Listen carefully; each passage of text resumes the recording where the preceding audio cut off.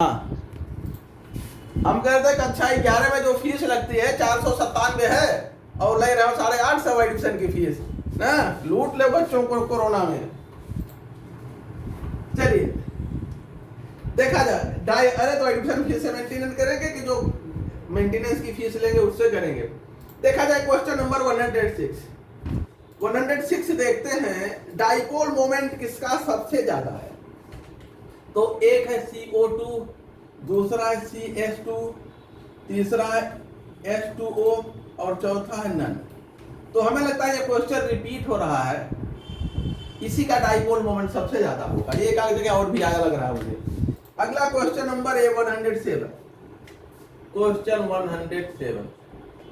107 में देखिए, the effect of temperature on the heat of reaction is expressed by Clausius, Clapeyron, Joule Thomson, Kirchhoff equation से हम temperature का effect reaction की heat पर देखते हैं। तो ये किरचॉफ इक्वेशन है, नोट कर लीजिए विकल्प सी, Kirchhoff equation.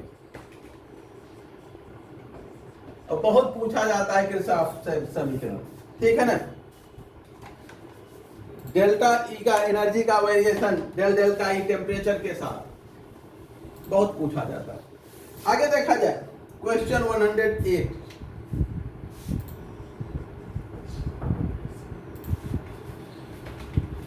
The example of a pseudo order reaction, pseudo order reaction का एग्जाम्पल देखा जाए। इसमें देखिए जो एग्जाम्पल दे रखे हैं, अब इसमें हर रिएक्शन का ऑर्डर ज्ञात हो।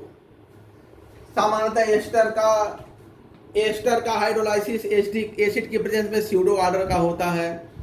सुक्रोज का कन्वर्जन जो है स्यूडो ऑर्डर का होता है। लेकिन एक दो तो हम लोग जानते हैं, लेकिन सारी रिएक्शंस का आइडिया नहीं होता। तो हम इसमें जो नहीं होते हैं उनको अगर उनकी पहचान कर लें तो जो है वो अपने आप हमें मिल जाएगा। देखिए थर्मल डिकम्पोजिशन N2O5 का फर्स्ट ऑर्डर का होता है। बी वाला जो है फर्स्ट ऑर्डर है, ये कंफर्म सबको पता है, ये हमने लिखाया भी है। उसके बाद एल्कलाइन हाइड्रोलाइसिस एस्टर की सेकंड ऑर्डर का है, सेकंड ऑर्डर का है एल्कलाइन हाइड्रोलाइसिस। उसके बाद conversion of ammonium cyanate urea में फर्स्ट ऑर्डर का है, फर्स्ट ऑर्डर। अब ये तो क्लियर है। एक पहला डाउटफुल था, ये हम लोग पढ़े भी नहीं है, ऑर्गेनिक रिएक्शन सामान्यतः हम लोग ऑर्डर के डिटर्मिनेशन में नहीं देखते हैं। जब हम लोग ऑर्डर का डिटर्मिनेशन पढ़ते हैं, अभिक्रिया की कोटि का निर्धारण, तो सामान्यतः इनऑर्गेनिक रिएक्शन ज्यादा हम लोग वहां डील करते हैं, ऑर्गेनिक रेयर डील होती है। तो एक इसमें ऐसा है जो ऑर्गेनिक है और एन क्लोरो एसिटेनिलाइट का जो है पैरा क्लोरो एसिटेनिलाइट में फॉर्मेशन है, और यही फिर बचता है, और यही जो है स्यूडो ऑर्डर का होगा। स्यूडो ऑर्डर का रिएक्शन, छद्म ऑर्डर का रिएक्शन यही होगा, ठीक है ना। स्यूडो ऑर्डर देखिए, ये रिएक्शन भी देख लीजिए एन क्लोरो एसिटेनिलाइट का, क्योंकि हमने इसको रीअरेंजमेंट रिएक्शन में इसका एग्जांपल लिया है। रीअरेंजमेंट में एन क्लोरो एसिटेनिलाइट ये जो है इस तरह से टूटता है,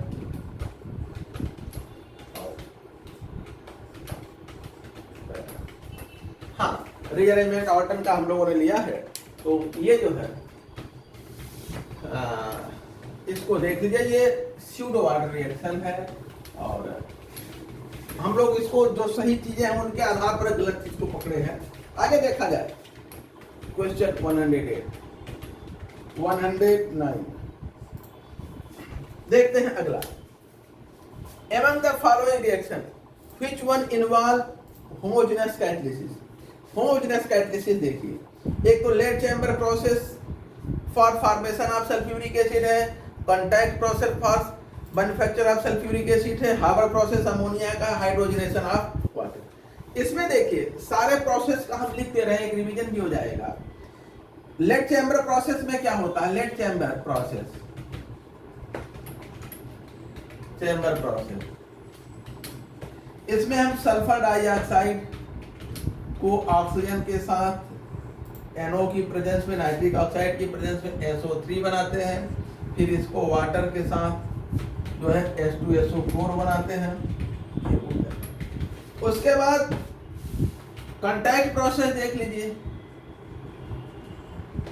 कांटेक्ट प्रोसेस कांटेक्ट प्रोसेस में क्या होता है, इसमें हम लोग जो है सल्फर और ऑक्सीजन के मिक्सचर को V2O5 पर वैनेडियम पेंटाक्साइड पर पास करते हैं और ये हमें SO3 देता है। SO3 को हम सल्फ्यूरिक एसिड में एब्जॉर्ब करते हैं और हमें ओलियम मिलता है H2O7। फिर इसको हाइड्रोलाइज करते हैं, सल्फ्यूरिक एसिड प्राप्त करते हैं, ये ओलियम है, ये है। उसके बाद हमारा प्रोसेस अमोनिया का है, बताने की जरूरत नहीं है, N2+3H2 आयरन मोलिब्डेनम और ट्वाइस NH3 बनाता है। अगला हाइड्रोजनेशन है हाइड्रोकार्बन का।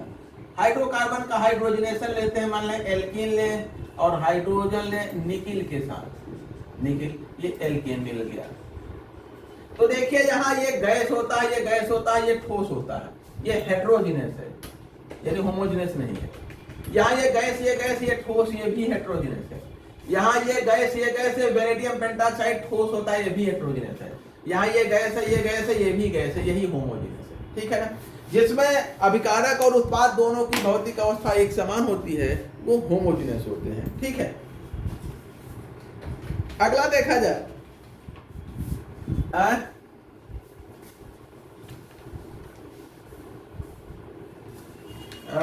हाइड्रोजनेशन एल्कीन का। आगे देखते हैं क्वेश्चन जो है 110, quantitative study of Tyndall effect has been done by ultra microscope. Tyndall effect हम कैसे देखते हैं, अल्ट्रा माइक्रोस्कोप से। ये बड़ा बहुत पूछा जाता है, अल्ट्रा माइक्रोस्कोप टिंडल इफेक्ट देखने के लिए। हाँ, हम टिंडल इफेक्ट अल्ट्रा माइक्रोस्कोप से देखते हैं। Question 11, promoter act. प्रोमोटर क्या करता है, इसमें देखिए मैं इसका विकल्प देख रहा था क्योंकि मुझे विकल्प में कुछ डाउट लग रहा था। टिंडल जो प्रोमोटर हैं वो कैटलिस्ट के सरफेस एनर्जी को बढ़ा देते हैं, सरफेस एनर्जी ऑफ कैटलिस्ट। और दूसरा है making the surface of catalyst more uneven. तो जो कैटलिस्ट है उन पर जब प्रोमोटर जुड़ते हैं तो उस कैटलिस्ट के सरफेस को रफ कर देते हैं, उनका सरफेस एरिया बढ़ जाता है खुरदरा होने से, अनइवन हो जाते हैं, कोन कॉर्नर ये सब बढ़ जाते हैं, जिसके कारण उनकी एक्टिविटी बढ़ जाती है। और एक इसमें दिया है सरफेस एनर्जी कैटलिस्ट का बढ़ जाता है। तो कैटलिस्ट की सरफेस एनर्जी बढ़ने से होता है। लेकिन मुझे बी वाला विकल्प भी अच्छा लग रहा है, मुझे लगता है कि वैसे तो increasing surface energy of the catalyst की सरफेस एनर्जी बढ़ा देता है, ऐसा इनका कहना है। सरफेस एनर्जी बढ़ने से कैटलिस्ट की एक्टिविटी बढ़ जाती है, रिएक्टिविटी बढ़ जाती है, ठीक है। लेकिन एक दूसरा फैक्टर, दूसरा जो है कैटलिस्ट जब के सरफेस पर प्रोमोटर जुड़ते हैं उनका सरफेस एरिया बढ़ा देते हैं, अनइवन कर देते हैं, जिससे उनकी एक्टिविटी बढ़ती है ना। तो हमें तो दोनों अच्छा लग रहा है और दोनों में अब इनका मानना है कि पहला सरफेस एनर्जी बढ़ाने का, मुझे लगता है कि दूसरा वाला भी सही है। लेकिन अब चूंकि बी, ए और बी दोनों है, मुझे ये ज्यादा बेहतर लग रहा है, ये कम बेहतर लग रहा है। अब दोनों में जो आपको, हमें तो लगता है कि यही सही लिया जाए, ठीक है। अगला, हाँ, तो मेरे हिसाब से तो बी वाला होना चाहिए ज्यादा बढ़िया। अब लेकिन आयोग ने ए को दिया है, अब किस अब आप, मेरे हिसाब से ज्यादा बेहतर लग रहा है। अगला देखते हैं क्वेश्चन 112, दूसरा देखा जाए। दो इलेक्ट्रोड रिएक्शंस है जिनको इस प्रकार से लिखा गया है। एक तो सिल्वर का रिडक्शन है। आयोग का जो उत्तर शीट उन्होंने दिया है क्वेश्चन पेपर में, वो ये दे रखा है। अब यार हमें तो इनके उत्तर पे डाउट हो रहा है, आयोग कोई सही है 100%, आयोग को गलत भी मिलता है बहुत। हमें तो दूसरा ज्यादा सही लग रहा है।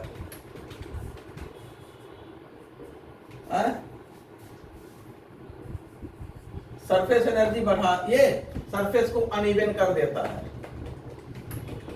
और इसमें सरफेस एनर्जी को बढ़ा देता है।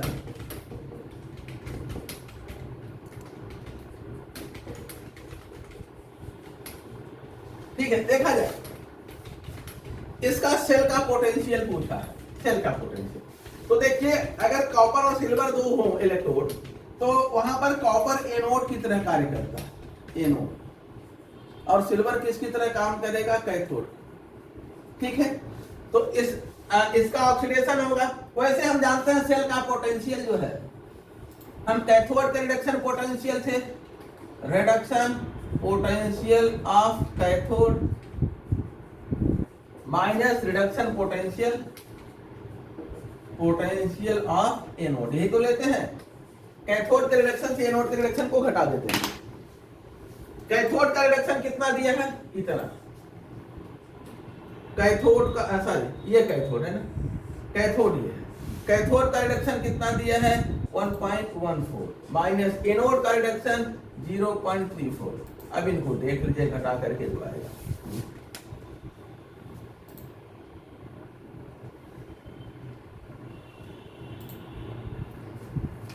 तब इसको प्लस कर, तब यहां साइन प्लस करना पड़ेगा, ठीक है, तब भी वही आएगा। हाँ, ऑक्सीडेशन करेंगे तो दोनों का जोड़ना पड़ता है। अगला देखा जाए क्वेश्चन,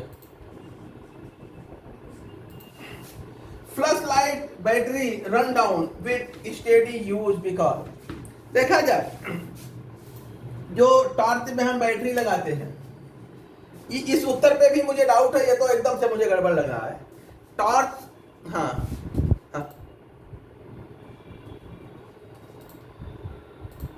हाँ 1.14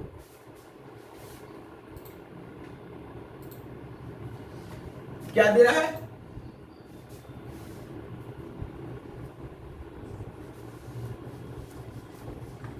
ये दिया है। कोई बात नहीं, चाहे जो दिया हो, लगेगा तो वैसे ही ना। अरे आपको यहाँ ये वैल्यू दिया है तो यहाँ प्लस का माइनस थोड़ी हो जाएगा, इंटू थोड़ी होगा, अपान थोड़ी होगा, रहेगा ये प्रोसेस यही, चाहे जो दिया हो, क्या फर्क पड़ता है? अरे वैल्यू कोई भी दिया हो, आपको जो करना है वो करिए, रिजल्ट जो मिलना है वो मिलेगा। उसके लिए देखिए ई सेल ये होता है, उससे कोई फर्क नहीं पड़ता इलेक्ट्रॉनों की संख्या बढ़ने घटने से। जैसे आप तालाब अगर 5 मीटर गहरा है और आप 4.5 फीट के हैं, अकेले जाएंगे तब भी डूब जाएंगे, 4.5 के 2 लोग जाएंगे तब भी डूब जाएंगे, वहां औसत हाइट नहीं चलती, ठीक है ना। जैसे एक तालाब है, उसकी गहराई 5 फीट है, और यदि आप 4 फीट के हैं, अकेले गए डूब गए, तो आप कहो कि हम 2 लोग 4-4 फीट के अकेले उतरे तब नहीं डूबेंगे, तब भी डूब जाएंगे, औसत ऊंचाई वहां नहीं चलती, ठीक ना। इसलिए यहाँ औसत इलेक्ट्रॉनों की संख्या कोई मतलब नहीं, विभव उतने रहता है। अगर देखा जाए यहाँ पर ये होता है ऑक्सीडेशन एनोड का plus E not reduction cathode का। एनोड पर क्या होता है ऑक्सीडेशन, और कैथोड पर क्या होता है रिडक्शन, वही लेके जोड़ दीजिए। या इसको आप रिडक्शन में बदलेंगे तो यहाँ माइनस साइन हो जाता है। इस एनोड के ऑक्सीडेशन को रिडक्शन में बदलेंगे तो ये माइनस साइन हो जाता है, reduction anode plus E not. हाँ, ये ऑक्सीडेशन है और ये रिडक्शन। जब दोनों रिडक्शन, इस ऑक्सीडेशन को रिडक्शन में बदलेंगे तो यहाँ माइनस साइन आ जाएगा। तो आप चाहे जिसको लगाइए रिजल्ट वही मिलेगा। अब इसको पहले, इसको बाद में लिख दीजिए, कैथोड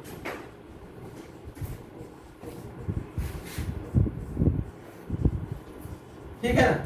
तो चाहे इस पे रखिए, देखिए यहां पर सिल्वर कैथोड का काम कर रहा है, उसका पोटेंशियल 1.14 है ना। सिल्वर जो है कैथोड का, कॉपर एनोड का काम कर रहा है, उसका पोटेंशियल 0.34 बोल दिया है, 0.34। अब घटा दीजिए इसमें से इसको, हाँ हाँ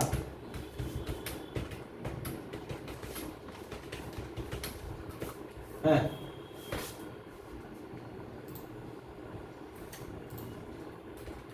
जैसे कुछ भी नहीं दिया हो।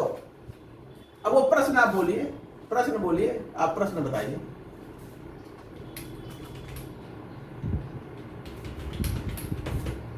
हाँ, अब आप बोलिए, आप अपना प्रश्न बोलिए ना, आप अपना प्रश्न बोलिए।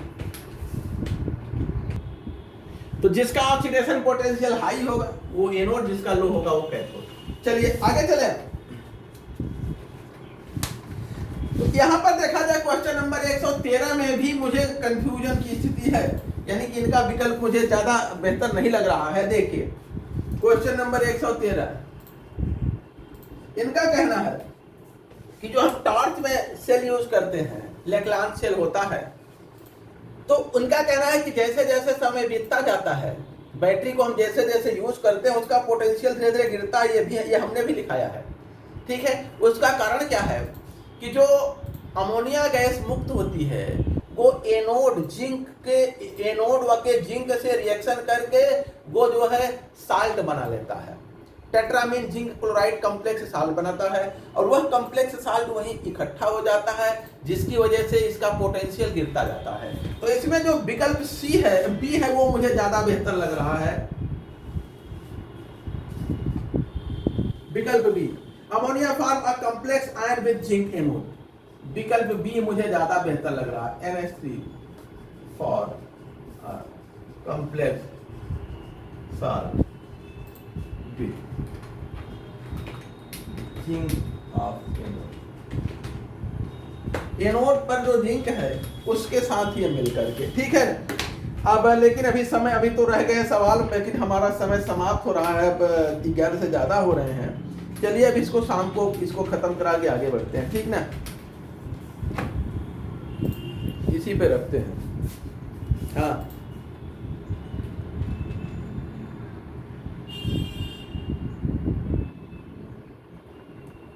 NO2 देख लिया है।